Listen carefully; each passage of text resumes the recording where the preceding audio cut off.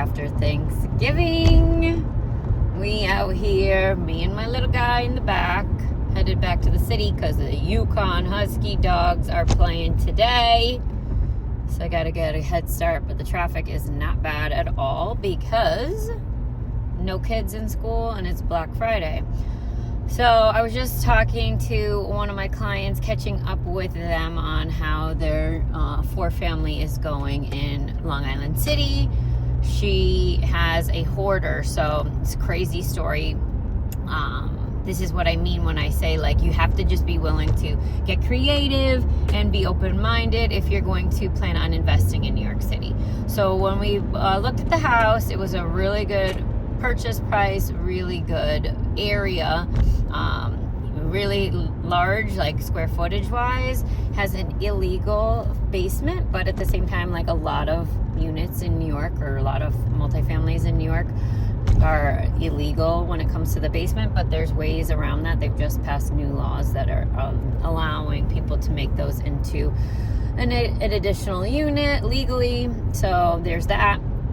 But with this client, when we went to the final walkthrough, we had not gotten into one of the units. So she purchased the property sight unseen. A lot of people do that when they're investors and they're not planning on staying there. They're like, okay, well, I'm scrappy. I know how I need to get into this market. It's going to be a challenge, but if it's a good property and they trust us as our real estate team here, boots on the ground, we had the offer accepted before they had even come to see the property, even did the inspection without them here. The client's sister was able to come and walk the property with me during the inspection.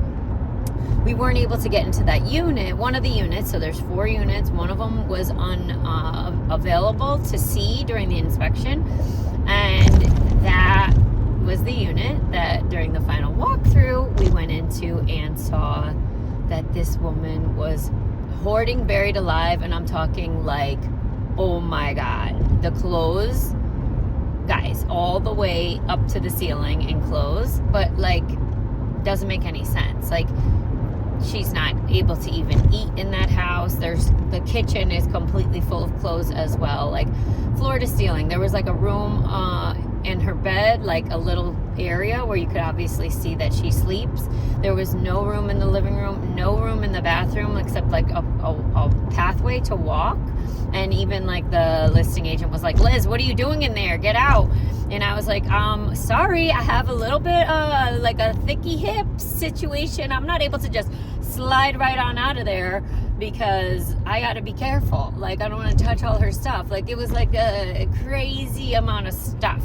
So my client looks at me, and rightfully so, is like, Liz.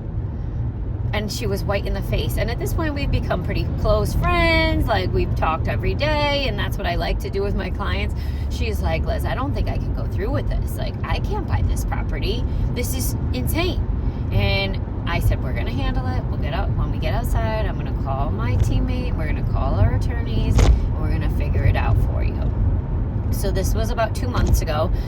Come to find out, I'm checking in with my clients, which is what I always do, just see how they're doing, how's the property going.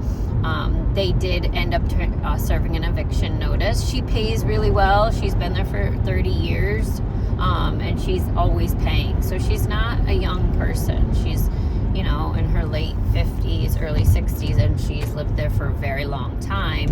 And she is a good paying tenant. They want to increase the rents, of course, to make it's not a stabilized situation, so they're able to increase right away.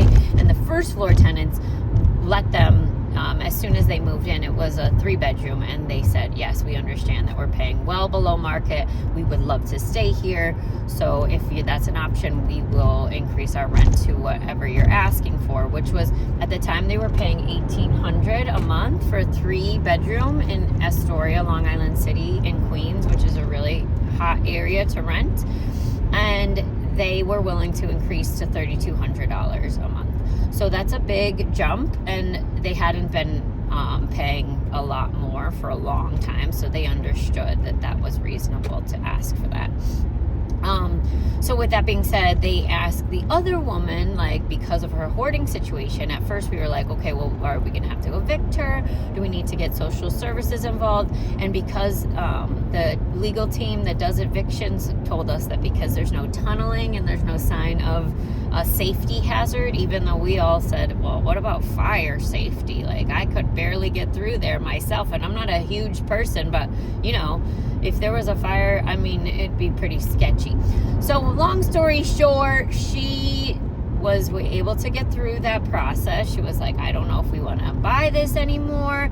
At that point in the process, we were like, there were a few options. We could go with either pay, have the seller pay an additional credit for the cost that it's going to take us in order to evict her, or we could just go through the process, take the property as is, accept the fact that she's paying, assess the situation on our own.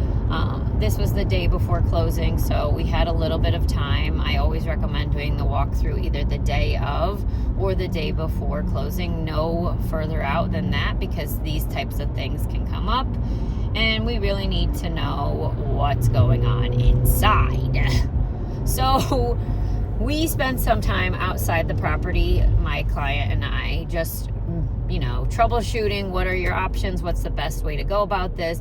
And at the end of the day, when we drove out to the closing together, she was like, Liz, I can't tell you how grateful I am for you, working with you. You were able to calm me down and make sure that I understood, like, that we're going to be okay. Like, no matter what, the contract protects us and we can get her out of here.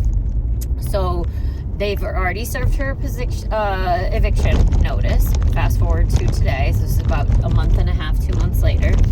They've served her. She's still paying. She's paying for this next month, which is at the end of the month right now. So she's going to be paying for her next one. And then they're going to start making the timeline for when she has to get out. But all this to say, really, the reason why I wanted to get on here and explain to you guys is because when I talk about being an investor in New York and being scrappy and being willing to open-mindedly look at situations and find ways to be creative and mitigate them, you know, she could have said, well, I don't want this property anymore, which she did. She had that thought go through her mind, but you would lose the the down payment that was already paid, which was a part of the entire down payment. Of course, it's not the full down payment, but they didn't want to do that. And they also really loved the property. So there's always ways, like, people are so scared of New York real estate, and especially when it comes to tenants, because of situations like this. But it could have been much worse. One, the woman was paying, and she had been an on-time paying tenant for 30 years. Two, they were able to work out an agreement with her where she's willing to leave. She's just looking for new housing. And three, you have to be flexible. So it's not going to happen overnight. You can't go into it thinking, oh my God, the sky is falling, and have the negative scarcity mindset approach. You need to think of it as, okay, I probably can work around this. Just talk to your people, make sure you have someone working on your team, like you get a Lizzztings, who's going to make sure that you have the people that you need. We have all the recommendations for legal teams, including but not limited to rental attorneys, eviction attorneys, real estate attorneys that handle closings, and so on and so forth. We have specialists in co-ops, condos, all of that, certain boroughs. We have a different team recommendation for each of those. And that's why it's really important to work with a real estate agent who has that network right where you are. If you're not going to be investing from living here, especially very important in that case, and is also thinking long term, like if I'm not planning on staying, you want to make sure that you have that team as well.